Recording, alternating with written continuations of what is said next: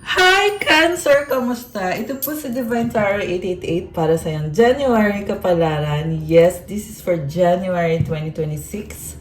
Kamusta kayo guys? This is a love reading. General reading po ito, kaya hindi po sa lahat magre-resonate. Pero pag nag-resonate sa inyo, i-comment nyo dyan para alam ko. And comment present para alam kong nanonood kayo. Again, Merry Christmas and Happy New Year po sa lahat. Okay, so Cancer, may person dito na malungkot siya ngayon, nami-miss ka, naaalala ka, still attracted sa'yo itong taong to. Pero ito din yung taong nakagawa ng kasalanan sa'yo. Nagkaroon ng cheating dito, guys.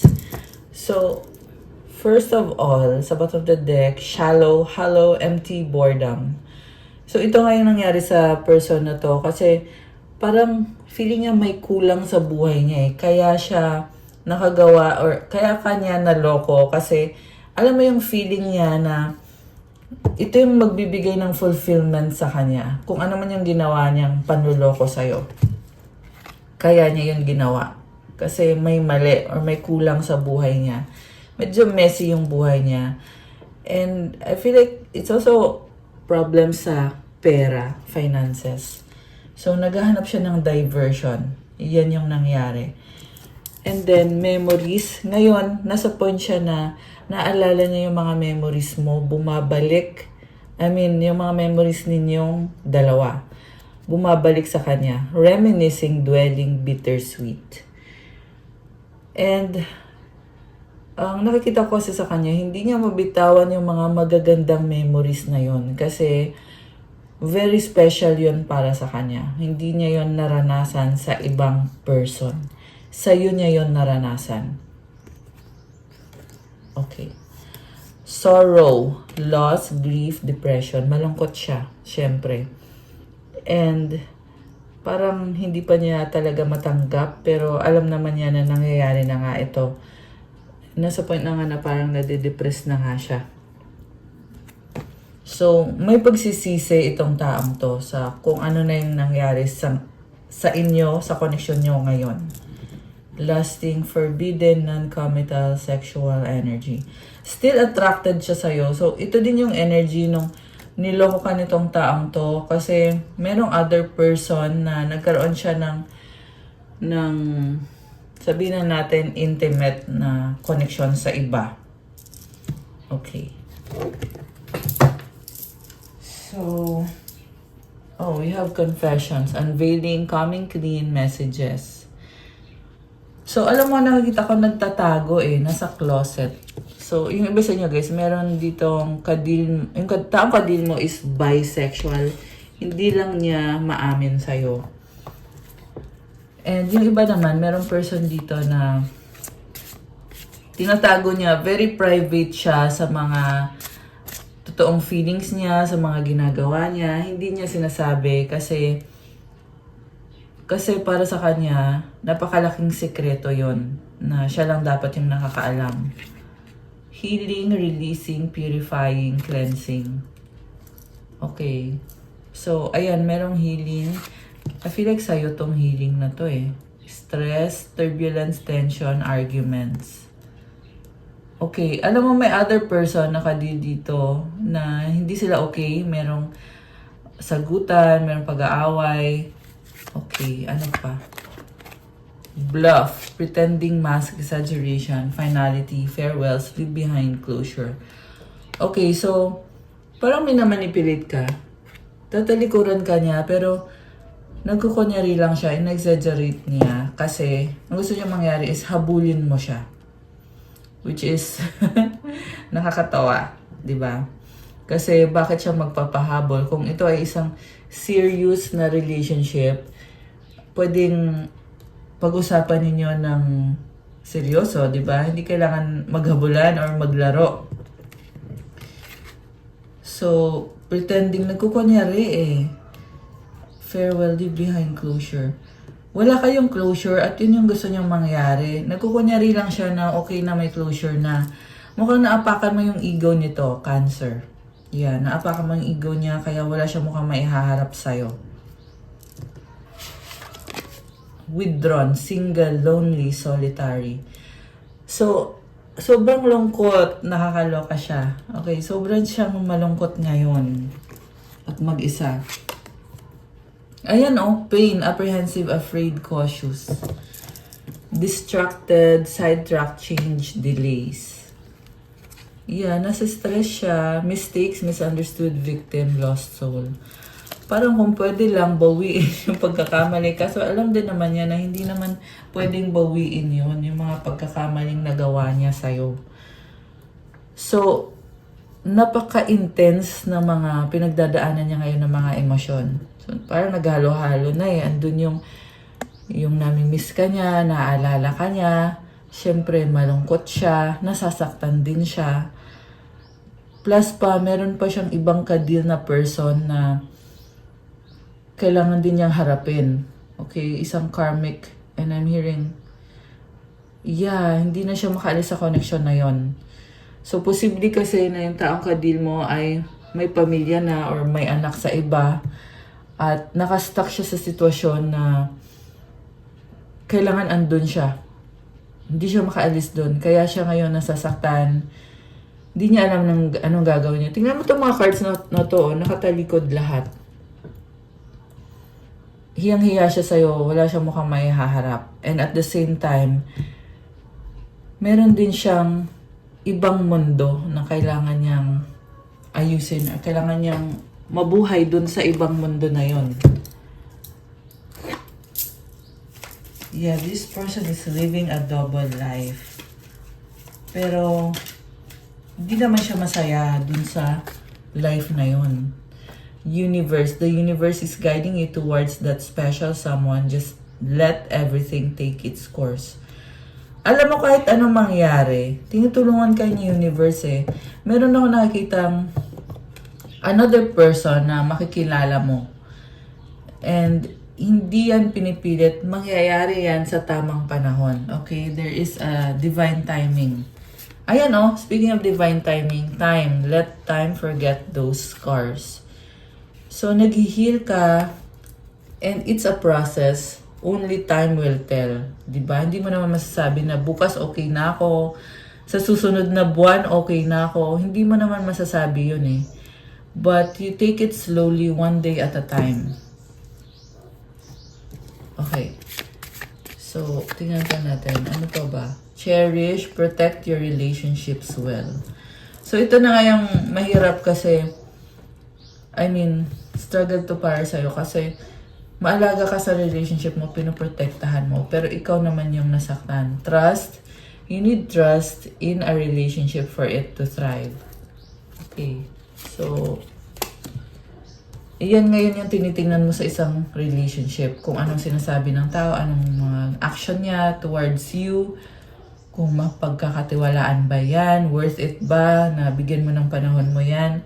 Nakikita kita na very independent at sobra kang maingat ngayon sa mga gagawin mo. Okay. Ngayon gusto kong tingnan from the tarot.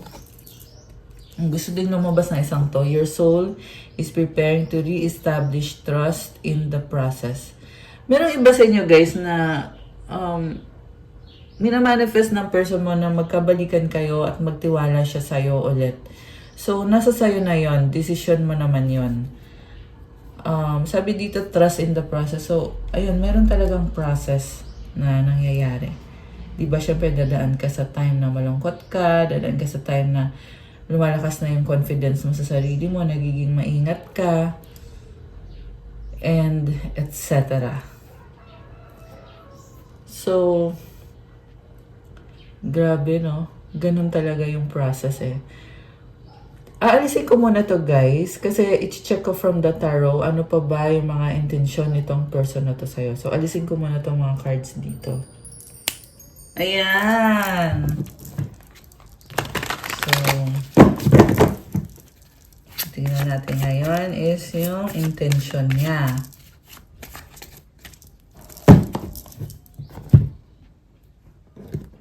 Intention niya kay Cancer. Okay, Page of Wands. Gusto kanyang makausap. So, may mensahe. Pwede magte-text siya sa'yo, magsasorry siya sa'yo. Pero bagong approach. Posible medyo flirty, ganon. What crosses this person is the Five of Wands. So, ito na nga, mag-a-attempt siyang mag-reach out sa'yo at magkakaroon ng pag-aaway. Siyempre, mag-uusap kayo. So, hindi naman pwedeng i-tolerate yung mga ginawa niya. Magkakaroon talaga ng pag-uusap at magkakaroon ng sagutan. Eight of Wands. Again, this is about communication, passion, action, pwedeng travel. Paparating to, guys. Or merong mga mensahe. So, below is the shadow side. Nakastuck yung energy, nakastagnant eh. So, this is also someone going, I'm hearing going bananas. Nababaliw na siya. Okay? Pero kaya ko sinasabi yun kasi yung energy niya kasi dito, hindi siya makapag-let go. Okay? Hindi siya mapakali. Ace of Pentacles and the High Priestess. So, baka may kang fire sign, Aries, Leo, Sagittarius, mayroong energy ng Capricorn, Pisces, may konting earth sign, Capricorn, Taurus, Virgo, although this can be any sign. Nine of Pentacles. Oh, okay. Alam mo, bagong-bago yung energy mo ngayon. You are very independent. At may mga blessings ka sa finances mo. Mukhang naging sobra kang hardworking. May bagong simula din para sa'yo. Siyempre, sa pagdating ng New Year, meron itong, ayan, Ace of Pentacles, bagong energy. So, you are leveling up. Hindi na ikaw yung kagaya ng dati. May positive na pagbabago. Four of Wands, Knight of Pentacles, Page of Cups, Five of Swords. So, sa nakita ko dito, masaya ka kung nasan ka ngayon. Yung nga lang, still hanging yung nakikita ko sa relationship. And may opportunity para magkaroon ng pag-uusap. Pero mukhang hindi mo din kailangan problemahin to kasi wala ka namang ginawang masama. In fact, itong taong to, siya yung dapat maghabol sa'yo. And, ang nakita ko dito, sa totoo lang, willing siya. Willing siyang mag-reach out. Yung problem talaga dito is pride. Tsaka yung isa pang problem is, marami siya masyadong nilihim sa'yo sa past. Ayan, kasi High Priestess yung nasa recent past. So ngayon, pag nagkaroon ng pag-uusap sa inyo, mabubunyag lahat ng mga tinatago niya at hindi niya gusto yon, di ba? Pero yes, gusto niya makipag-ayos sa'yo. Yes, gusto pa rin niya yung commitment sa inyong dalawa. Also, nakikita ka niya as posible nga na mapunta ka sa iba or may iba ka na mas better kaysa sa kanya. And then, with the Page of Cups, parang sinasabi niya dito, anytime pwede naman mag-usap. Medyo may pagka-manipulative lang din yung nakita ko sa taong to. Kasi kung pwede namang anytime mag-usap, bakit siya natatakot? At bakit pinagpipilitan niya na tama siya? Yan kasi ang nakikita ko dito eh. Parang gusto niya na siya yung dominante at siya yung masusunod. So, yeah, yung iba kasi sa inyo, ikinasal kayo dito sa taong to at siya nga yung dominante sa inyo. Okay, pero tingnan mo din guys kung tama ba na maging dominante siya. Tamang paraan ba yon or mali na ba yon? Controlling na ba yon? Kasi andito kasi yung the shadow side eh. And this is someone na yun na nga, merong toxic sa pag-uugali. Okay. So, ayan, i-comment nyo dyan kung saan pupunta itong connection na to. Parang wala na din akong masabi. Pero yun yung lumabas dito eh. Teka, may nalaglag na card. Okay, Three of Pentacles. Merong pinag-aaralan, pinag-iisipan. Oh, okay. Yun nga, sabi ko nga sa inyo eh. Comment nyo sa akin kung ano na ang mangyayari. So, we have the Justice card and the Hermit. Oh, someone is strong. Grabe, you are strong. Kasi matyaga ka rin eh. Ayan.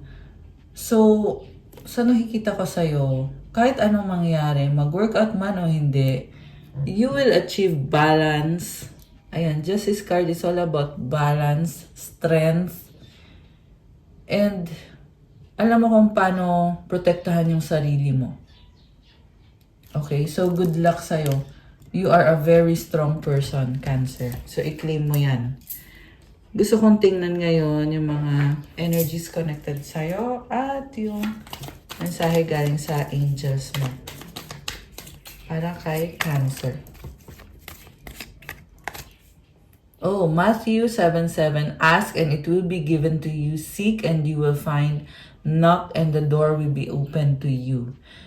Ibig sabihin, kahit anong gusto mong mangyari sa life mo, magmamanifest yan kung gagawin mo lahat ng makakaya mo. Hindi ko sinasabi na maging desperado ka. Hindi ganun. Kumbaga, bigyan mo ng effort kasi makukuha mo. So also, kailangan mo din mag-pray kay God, ano bang gusto mo mangyari. Kasi, pag hiningi mo, ibibigay sa'yo. Ayan, guys. We also have crystals sa bottom of the deck. So, itong crystals kasi merong stable na energy na na-enhance ka. Na-enhance tayo. Kaya nga maraming crystals dito sa aking table. Yan ay to give us yung benefits ng mga crystals na to para ma-amplify yung manifestation, protection ng aura at marami pang ibang benefits. So, you can also check out my Instagram kung gusto nyong bumili ng crystals na mga bracelets. At ito ay meron kasamang blessing at special intentions and prayers and mantras. So, ano naman ang mensahe from your angels? Okay, nalaglag tong isang to. 555 change. Change happens outside your comfort zone. The time for change is now. The angels are whispering for you to trust your path and to learn how to walk it. Take the next step. Allow change to lift you up and guide you forward. Alam mo, Cancer, talagang challenging itong pagbabago na to. Pero yung blessing naman ay talagang andyan para sa'yo. So, i-embrace mo yan kasi andyan yung mga angels mo.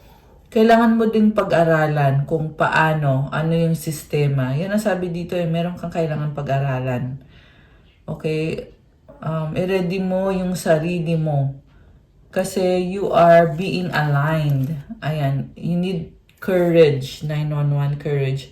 A doorway has opened for you while apprehension may be felt. Allow courage to flow in as you put your best foot forward. You are being encouraged to let curiosity lead you and know that the divine has your back. O diba? God has your back. To claim this beautiful energy, comment yung affirmation. I release all that no longer serves me as I am guided to move outside my comfort zone and let change in. So you need to step out of your comfort zone. Hayaan mangyari yung pagbabago at i-release na yung mga tapos na. Let go na. Si God nang bahala. Be strong and be courageous at i-enjoy mo lang. I love it! So that's all for your January 2026 kapalaran para sa mga Cancer. I love you guys. Comment kung nagustuhan nyo ba nag-resonate. Like, subscribe, hit the notification bell. Kung kailangan nyo ng gabay or ng one-on-one reading, message nyo ako sa Viber or sa WhatsApp. Nasa description box po yung aking Viber tsaka WhatsApp. Yes, may bayad po yun. Message nyo ako kasi sasend ko yung mga details. So, thank you. Merry Christmas and a Happy New Year, everyone. God bless you all, mga Cancer. Stay safe. See you again soon. Good night and God bless. Bye!